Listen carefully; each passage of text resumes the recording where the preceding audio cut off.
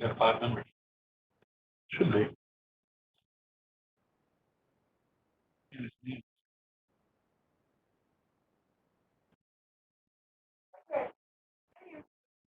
How are you? I don't know who that middle one is, or the first one.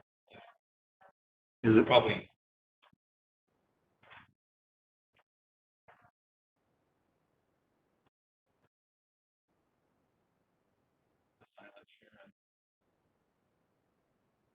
Oh, wow.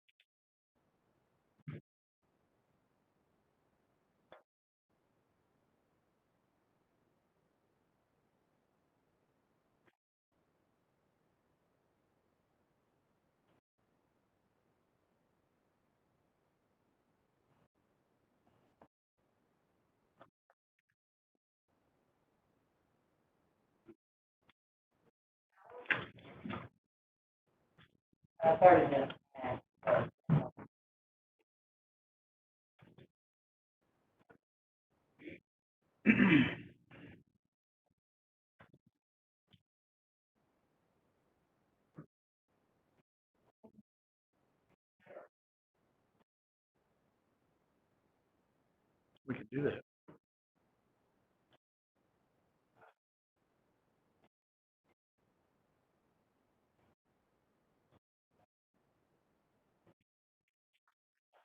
You ready?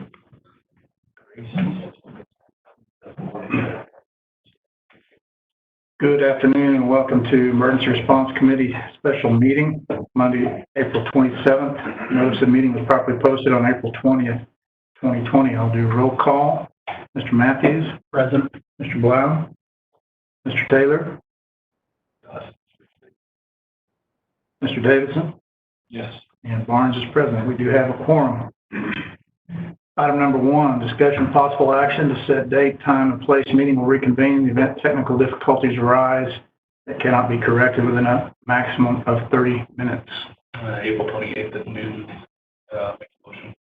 April 28th at noon. That'd be in this room, sir? Yes. Second. Got a motion and a second for April 28th at noon in the BOCC room. Roll call, Mr. Matthews. Aye. Mr. Blau. Mr. Davidson. Yes. And Barnes is an aye. Thank you. Item number 2, approval of the minutes of April 13th, 2020. Approval. Second. Got a motion and a second. Roll call, Mr. Matthews. Aye. Mr. Blau. Mr. Davidson. Aye. And Barnes is an aye. Thank you. Mr. Taylor has joined us. Mr. Taylor has joined us. Very good. All present.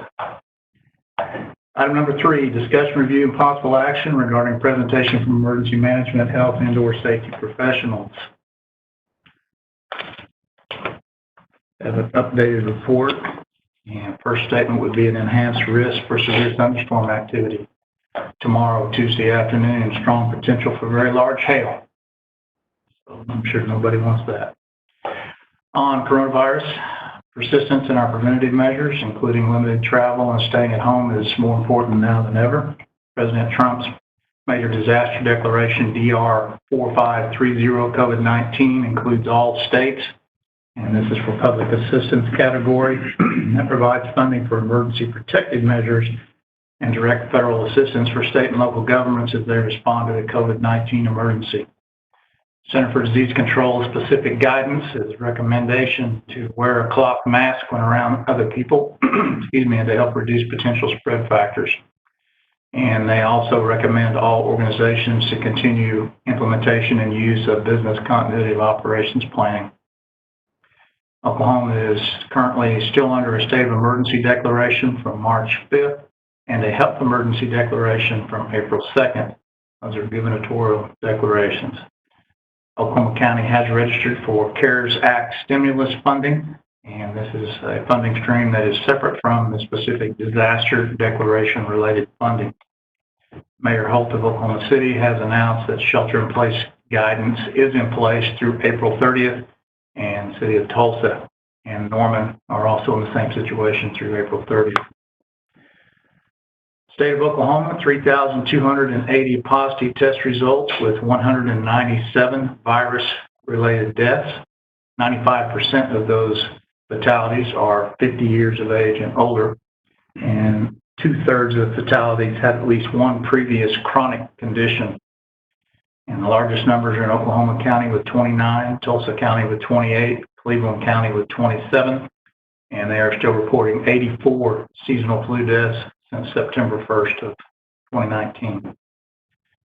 Have had 47,984 tests as of April 23rd. That is through state and private labs. There are 69 counties in Oklahoma with positive cases. And there are 2,167 documented Oklahomans who have recovered from known COVID-19. 653 cumulative virus-related hospitalizations as of April 26th. Test sites remain open around the state. Hours of operation and prerequisite requirements, if any, vary in different locations. Encouraged to go to the state health department website for specific information. The Oklahoma City County Health Department, Oklahoma City test site will schedule appointments, and an appointment is required. The triage line for that is 425-4489. And I've been advised that a new drive-through Oklahoma County site was scheduled to open today at the Walmart on Southwest 104th. That site is specifically for symptomatic persons or for first responders and healthcare workers needing testing. And State Department of Health has activated an online system tracker system, which symptom tracking is a key documentation factor in the reentry or reopening process. And as I stated, we're under gubernatorial declaration of a public health emergency. That recent statings or elective surgeries could begin April 24th based on a tiered acuity scale, and minor medical procedures and non-emergency dental procedures could resume April 30th for those possessing adequate personal protective equipment. Oklahoma has met presidential parameters to allow for phase 1 reopening. And reopening of the Oklahoma economy under gubernatorial direction was to begin April 24th, but still includes social distancing, particularly for the elderly and those considered as high risk or vulnerable. That included personal care businesses could reopen, state parks and outdoor recreations could reopen. May 1st, restaurant dining rooms, theaters, gyms, and sports venues, places of worship may reopen if using social distancing and sanitation protocols. Tattoo parlors with appointments only, Dan. During phase 1, visits to senior living facilities and hospitals are still prohibited, and bars, schools, organized sporting event, and camps still remain closed. And under the current guidance, if hospital and incident rates remain manageable for 14 days, we'll move into phase 2. Would stress to everyone that it still is dependent upon local jurisdictional guidance, not just a gubernatorial order, but also what mayors and elected officials in a given jurisdiction may have implemented.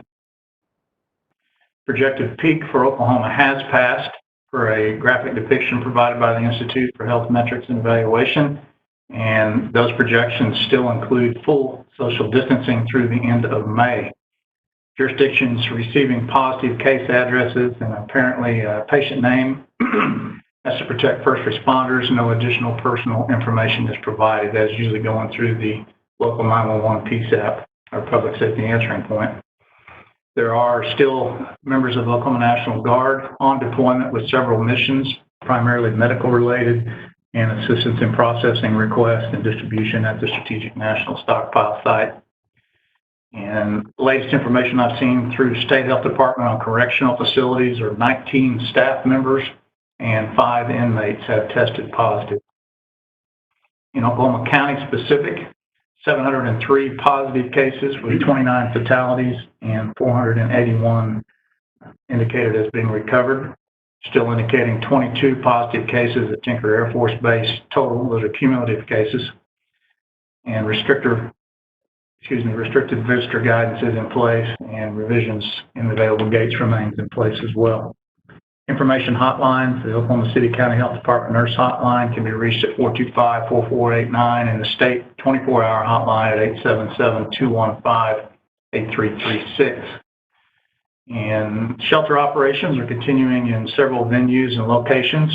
Continue to exchange information and stay in touch with Christy Jernigan Marshall over at Oklahoma County Social Services. They are still working through adjustments, and they're basing current conditions and factors on anticipated potential increase with reopening and some of the other factors that are involved. And obviously employing caution due to the uncertainty with potential increased caseload as the illness tends to hit the homeless population later than the general population. There are still concerns over possible increased homeless numbers due to evictions that may result from overall financial situation. And all shelters that are in operation continue staff and guest screening. The Helping Hands group under Mary Mahoney Memorial Healthcare Organization is helping oversee testing processes for the shelters, working to ensure that they're properly performed and follow-up is provided where necessary. There are multiple telehealth providers, both for physical and mental health, and they are continuing their coordinated efforts. City Rescue Mission has available designated space for symptomatic cases, and so far that has not been needed. But due to increased homeless numbers, some of that space has been repurposed just for asymptomatic or non-infected, potential non-infected personnel. Symptomatic area still remains intact and available, but it is separate from the general homeless area population. Alternative care homeless shelters involving the Homeless Alliance and Oklahoma County Social Services and other partners are working through budget planning, and several resources currently are available in that regard, including some potential contingencies should they be needed. The Alternative Healthcare Site Initiative is still a cooperative effort between Oklahoma Hospital Association and the Oklahoma National Guard, and continued outreach efforts to the homeless population currently not in shelters continues across the county. PPE is still a concern for first responders and healthcare workers, but some supplies have been arriving and are being distributed, and the City County Health Department is still requesting donations of basic items. You can go to their website to assist with that. As I mentioned, severe weather potential tomorrow afternoon. Encouraged during sheltering operations there to maintain social distancing and be sure and make a plan early and not wait for impending severe weather. Maintain awareness of those factors. Internal to Oklahoma County government, ReadyOp continues to be emphasized, and we're still under an emergency declaration that was approved March 25th at Board of County Commissioners. The Oklahoma County Court Clerk's Office is still providing marriage license and required that paperwork be prepared before coming, and an appointment is necessary. Court is to resume activities May 18th, although the May 18th and June 1st jury trials have been canceled, and they are scheduled to resume on June 15th. Oklahoma County Clerk's Office is shifting to a 9 to 3 o'clock schedule, which started today. And the county treasurer is taking cash payments starting today on the 3rd floor, and they are implementing one person at a time and mask requirements for persons coming to make cash payments. Last Friday, we had 127 persons through the door downstairs, 114 inmate shuttles. And VPOs and marriage licenses continue to be the biggest attractions. And emergency management, Oklahoma County participated in a disaster declaration briefing back on the 21st, and there's going to be additional guidance coming for that. There's a lot of moving parts. It's still 75% federal, 25% non-federal, with a $3,300 minimum project worksheet amount. And we're also continuing to work with Oklahoma Office of Emergency Management on the Community Disaster Loan Program, which is an additional grant opportunity typically for smaller communities. And that application has been submitted with FEMA and still waiting to hear a status update from FEMA. And the Oklahoma County request for public assistance under the disaster declaration has been submitted and is still under review. Oklahoma County Emergency Management First Responder Personal Protective Equipment Pod is still in place. We've been using all of our staff and several Oklahoma County Emergency Management volunteers, and we've had multiple deliveries and distributions accomplished to over 50 jurisdictions and counties. And to date, we've processed almost 126,000 individual items through that operation. Notable, Oklahoma Medical Reserve Corps is still soliciting medical and non-medical volunteers for a variety of tasks, And over the weekend, the Center for Disease Control updated the warning signs and symptoms for coronavirus and COVID-19. Previous was fever, cough, shortness of breath, or difficulty breathing. They have added chills, repeated shaking with chills, muscle pain, headache, sore throat, and a new loss of taste or smell. And personal protective measures remain consistent: frequent hand washing, covering the cough or sneeze, and wear a face mask when in public, social distancing, and stay home whenever possible. And a recommendation to open packages outside of the home or work area, disinfect items, and dispose of shipping materials without taking them into the home or workspace. American Red Cross and OBI is still needing blood donors.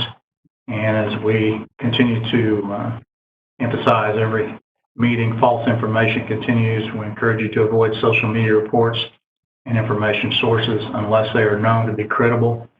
And authorization letters for essential services and personnel are still not being issued or required anywhere in the state that I'm aware of. And encouragement to view statistics and projections realistically and not let hype affect you, and take personal responsibility and practice prudent preventative measures. With the exception of questions or discussion, that concludes my report.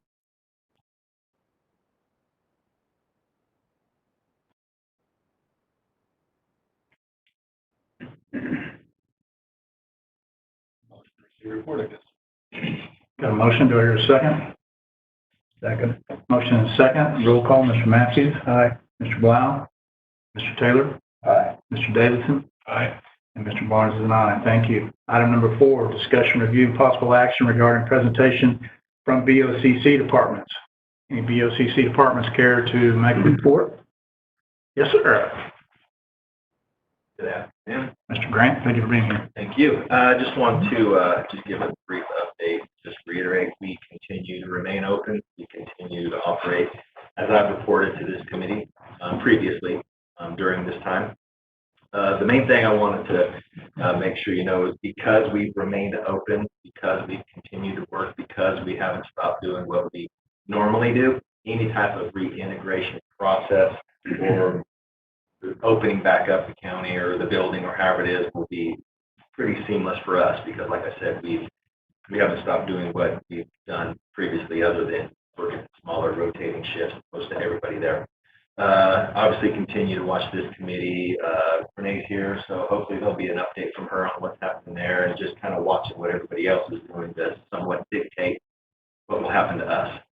Otherwise, we do have gloves, we do have some masks, so when all this gets, depending on what happens, we're prepared to have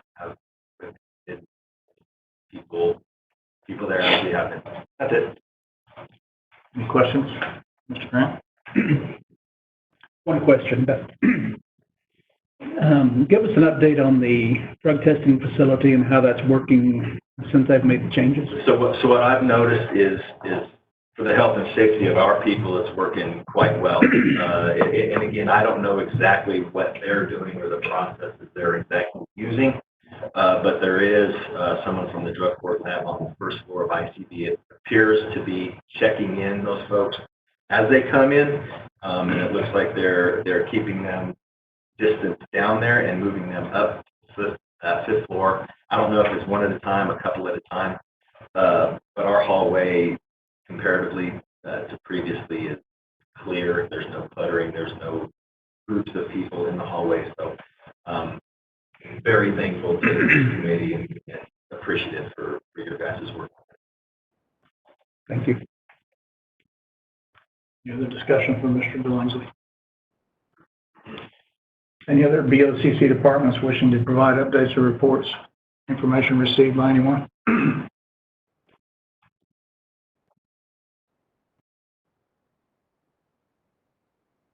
Motion received reports.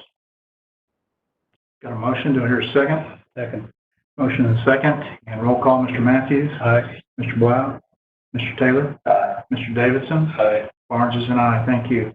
Item number 5, discussion, review, and possible action regarding a presentation from facilities management. Mr. Monroe. We continue to disinfect those places that are touched and handled regularly, elevator buttons, elevator cars, doors, door knobs, push bars, those kinds of things. But we will, depending on what kind of protocol we come up with when you bring people back into the facility, need to address associated costs with additional personnel if necessary, additional supplies. If you want to deep clean, we need to begin thinking ahead now,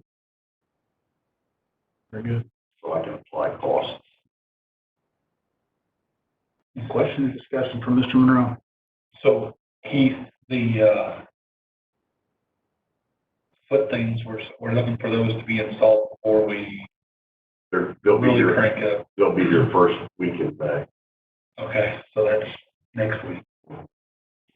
And then how quickly, how many did you order? 20 is what we got. 20. What's coming? Where are we installing those? They've been asked for in the courthouse. We'll identify those doors that get the most traffic that cannot be left open, and those will be installed in those locations. Okay. And then as far as your supplies and everything, you holding out, doing all right? Yeah, we're doing well there. However, if you intend to deep clean, if the decision is made to deep clean within offices, we'll naturally use more of what we have on hand, need to reorder more quickly, and possibly need additional personnel from janitorial staff. Which brings me to that, as we look at the repatriation, I think is what Lawrence called it, of this building, what is your plan for, are we doing a deep clean one time, or are we doing multiple things? Are you looking for direction from this committee? What are your thoughts? Yes, I'm looking for direction from this committee and also from Oklahoma County, City County Health. I'm not the one to develop any kind of a protocol for this, and so. And with that, have you looked at the different various methods that we can do? There's been suggested fogging, there's been suggested wiping. Have you put together what those costs are going to be and how they're going to impact? No, because I have a direction really as to how to proceed. Once we have a protocol in place, then I can begin to apply the costs and personnel needs. Yeah. And it sounds like the declaration, each restaurant or public entity is to develop their own protocol. Is that my understanding?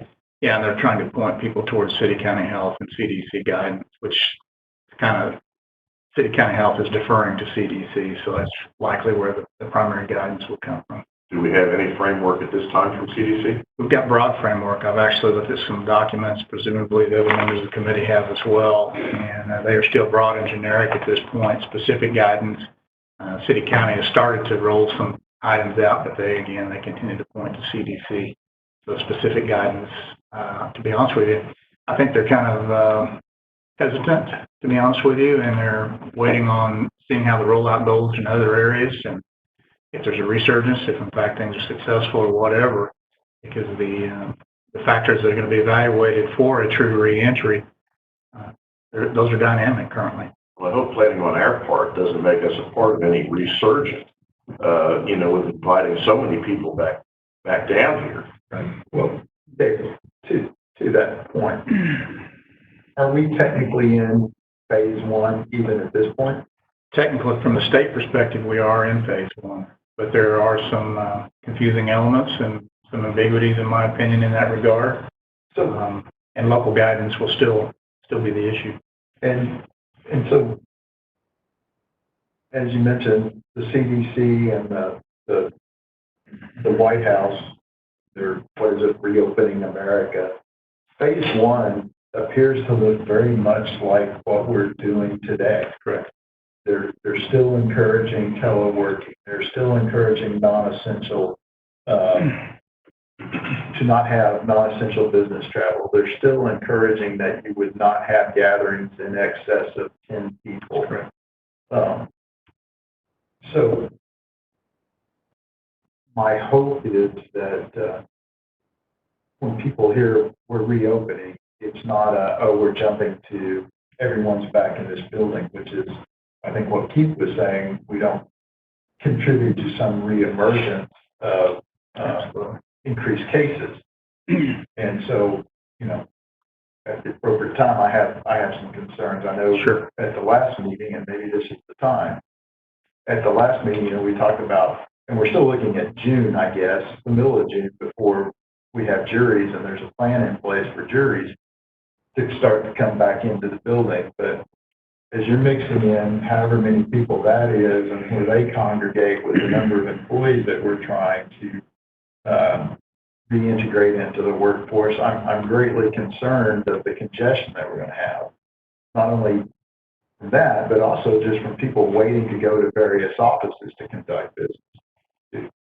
We need to really think about where people are going to wait. Is that limiting people that are coming into the building, putting them in a queue? Much like if you've been to any business recently, where they're limiting the access.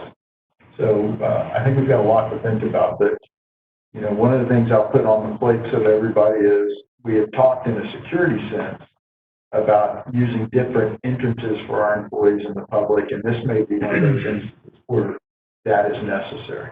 That first floor gets awfully crowded, and the traffic flow, well, you know, who knows whether the snack bar is going to be open, closed, how that'll be, or even if it's pickup, but it's going to be congested, and we need to come up with a plan. And the other part of the plan is, Mr. Taylor is wearing a mask, but you know, do we have masks for our employees? Do they have their own masks? What are we going to do? So there's some things that we need to be taking a look at. Not to mention, you know, is Keith going to fog everything? Because as we all heard previously, that's only good until somebody touches or breathes or sneezes or coughs. Cleaning after that could be an issue depending upon the material used too. Right. So, Yeah, I mean, to me, I think the parking is kind of a waste of money unless we keep it up. If we had the equipment to do ourselves, which I'm not saying that you can get it, my understanding that stuff's so far backward, it's next year before you can even sniff one. So, I mean, similar to what Joe says, I mean, once one person walks in, coughs, touches, whatever, that's kind of a sunshine puppy dogs. It makes you feel good, but it's really not doing anything more or better than what we're already doing with the bleach and the alcohol. Well, if you think about every surface that's touched or handled within spaces in the courtroom by the public, every bench, every horizontal surface, every entrance into the inner area of a courtroom, people in and out, that kind of traffic is Yeah. steady. With the, And then what about those people that come into the building? You've got them funneling into a small area. You hope they bring masks. What about that portion of the population that doesn't have access to a mask or can't get a mask? Do we issue them? Do we provide them to the public? Do we summon them here and bring here? Are we going to require temperatures to be taken when they come in?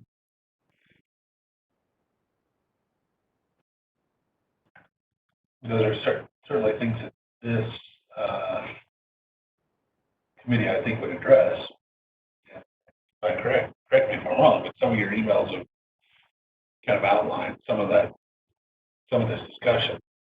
So I mean, as far as masks go, I mean, what if we were to provide a mask for the general public walking in this place? What would that look like? Are they even available? Availability We're not. needs to go up, but currently no. We're not gonna do that. I mean, you got bandanas they can work with. People are talking about cutting sleeves off their t-shirts.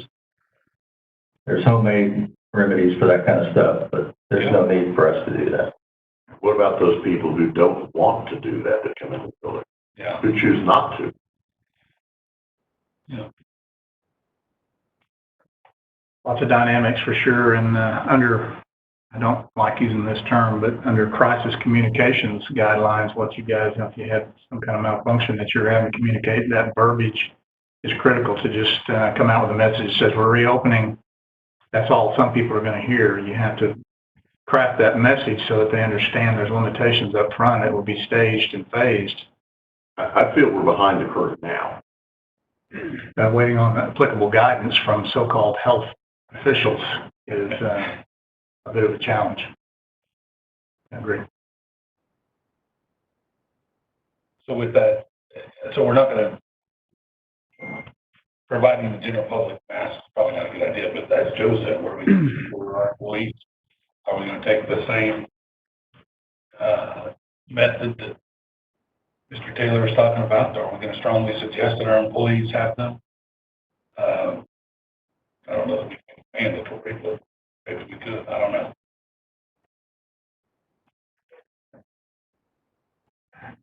Well, and the other piece of that is where do we get them? Well, Yeah. you know, I'm certainly no expert, but we provide, at least for our employees that work in the field, we provide them with proper PPE. I would consider a mask in this context proper PPE. Now, Then do you provide gloves as well?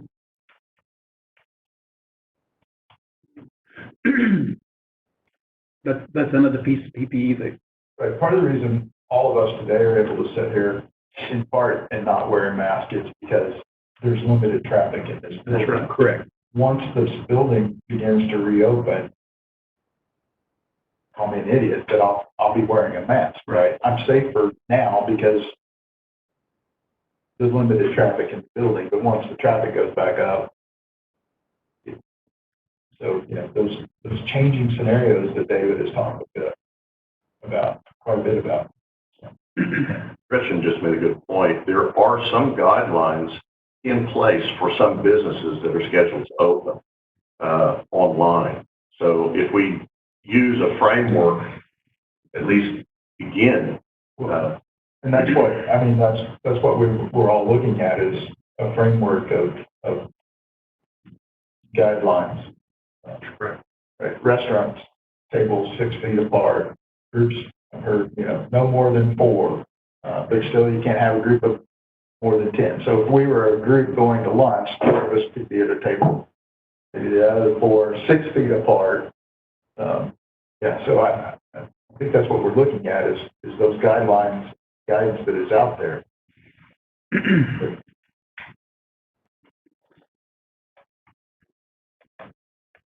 I think as this moves, as the dynamics continue, there's going to be revised guidance. And as we see other areas open, we're going to see results, positive, negative, consequences, whatever. And I think that that's going to further cause revision of the guidance. And I think that we do have a little bit of time. Yes, the framework is something we sure need to be considering and looking at. But so we're looking at specific timeframes, which could very easily, you know, we're starting to see already. I reported on some departments here. The treasurer's office is now taking cash, and court clerk's office has been doing things. And we've got some very slow transitions taking place incrementally. But as we see that community-wide, particularly in Oklahoma City, April 30th passes, you're going to see some significant changes. You're going to see statistics, you're going to see guidance. In other parts of the country, we're going to continue to see the dynamics change. I mean, even looking on down the road to phase 2, it's maybe a month away. Right. It's still, for employers, the guidance from the White House is continue to encourage telework, close common areas, consider special accommodations for vulnerable populations. You know, that's not even getting into the rest of the guidance, but those are. I think your point too, Joe, is important to keep in mind as we start to transition, even if it's with a phased approach, we're still going to have bottlenecks for potentially larger numbers of people, i.e. the first floor, the entry, the lobby, the elevator lobbies. Those specific areas are going to have to be addressed as priority areas for sure. Court's going to be an interesting animal as well with the main corridors, the elevators. We've already addressed partially implemented steps, which according to what I heard in PBA earlier, those are apparently working as at least people are getting the concept and they're following that guidance. Again, that's just as much a dynamic as this is, identifying the key critical areas. That's where our initial emphasis will have to be. Joe, were you suggesting that we use west entrance for employees? Is that sort of was that an idea that you were throwing out there? For the jurors entering the courthouse directly and gathering in, I don't know what that's gonna look like. Are all the courtrooms suddenly gonna be open? Or, I think there's a lot of discussion to be had. But, I can help shed some light on that if you'd like for me to. sure, Renee? Sure. And as I mentioned on Friday, we are, back to court on May 18th. We don't have any guidance from the Supreme Court or Court of Criminal Appeals that will extend any deadlines or anything past then. But we absolutely are working on things that will still ensure social distancing. And I'm going to a meeting at 2:00 where we're going to be discussing that staggered start times for some of the courts. So we don't have everybody coming in at once. Staggered lunch hours. On our dockets that we can continue to do things using teleconference or Blue Jeans, or we won't use Zoom with the courts. We've seen the issues with Zoom, but with Blue Jeans or Skype for Business or other things, particularly our civil dockets, a lot of those dockets we can still do online, and that is still our intent. And our intent, even though we have what are generally large dockets, is to, and again, that's part of what we're going to be talking about at 2:00 today, is figure out a way to stagger those out instead of having this huge docket all at one time, starting some of them at 9, some of them at 10. Doing things so we don't have everybody in the building at one time. When we get to jury trials, we actually have a plan where we will not have 400 people in that jury room at once. We're going to be bringing them in and out as they come in. So 30 people come in, 30 people go out to the courtroom, 30 people come in. We looked at our courtrooms, reconfiguring the seating in those. So we really, really are working. Renee, and I appreciate that. And it's great to have a plan for how that's all gonna work over there. Sure. But we also have a responsibility to ensure that what's ongoing over there doesn't impact our employees and the public that are in this building. And that's more what I'm talking about, Okay. the coordination of Sure, those two. sure. Yeah, and that's why I'm started coming to these meetings, so I can now take this information back at 2:00 to our meeting and let them know your concerns, but also understanding that we're kind of in the spot where we don't have a choice. We do have to go back. We don't have extended deadlines any further. We don't, and under all the guidelines you look at, the courts are essential. So even though we've cut back a lot, we've got to get back in our business as much as possible. I think we all understand that, but it's at what point does your essential business impact the health and well-being of our employees and the public that are here? And do we come up with alternative means, which you're looking at, and it's much appreciated. And we've got another entrance over there to be open for the Yeah, court. that's right. Yeah, that's what I was talking about. Thank you. I want to ask you in your meeting this afternoon, would you consider also staggered release of the public, because they tend to congregate to pay parking over there in large groups? I will mention that absolutely. Thank you. Yeah, thanks for letting me know about that. Thank you, Renee. Any more discussion or questions for Mr. Monroe? I entertain a motion to accept report on item number 5. So motion, do I hear a second? Second. Thank you, and roll call, Mr. Matthews. Aye. Mr. Boyle. Yes. Mr. Taylor. Aye. Mr. Davidson. Aye. And Barnes is an aye. Thank you.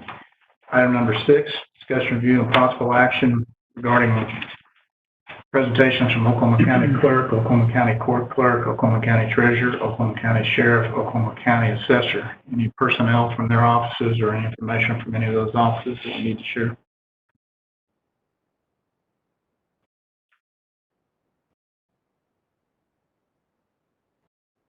Hearing none, no action on item number 6. Item number 7, discussion of possible action to determine next meeting date and time. What's the pleasure of the committee?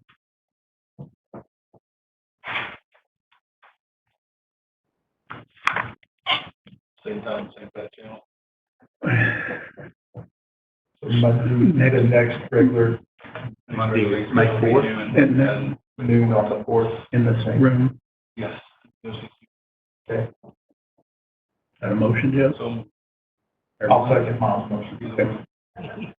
very good. Got a motion and a second, Monday, May 4th, in the VOCC room at 12 noon. Roll call, Mr. Matthews. Aye. Mr. Blount. Aye. Mr. Taylor. Aye. Mr. Davidson. aye. Barnes is an aye. Thank you. Board comments. Mr. Matthews.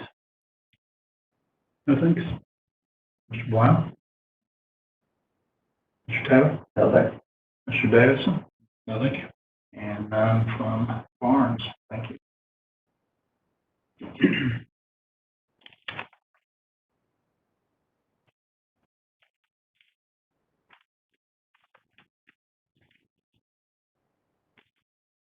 I'd like to recess this meeting until Yeah, I'd just make a motion to recess until Wednesday, April 29th at noon at the VOCC. I'll second. Thank you. I have a motion to recess until Wednesday, April 29th at noon, BOCC room. Mr. Matthews. Aye. Mr. Blount. Aye. Mr. Taylor. Aye. Mr. Davidson. Aye. And Barnes is an aye. We stand in recess. Thank you for your participation. You want me to move? Is there a webinar or something tomorrow?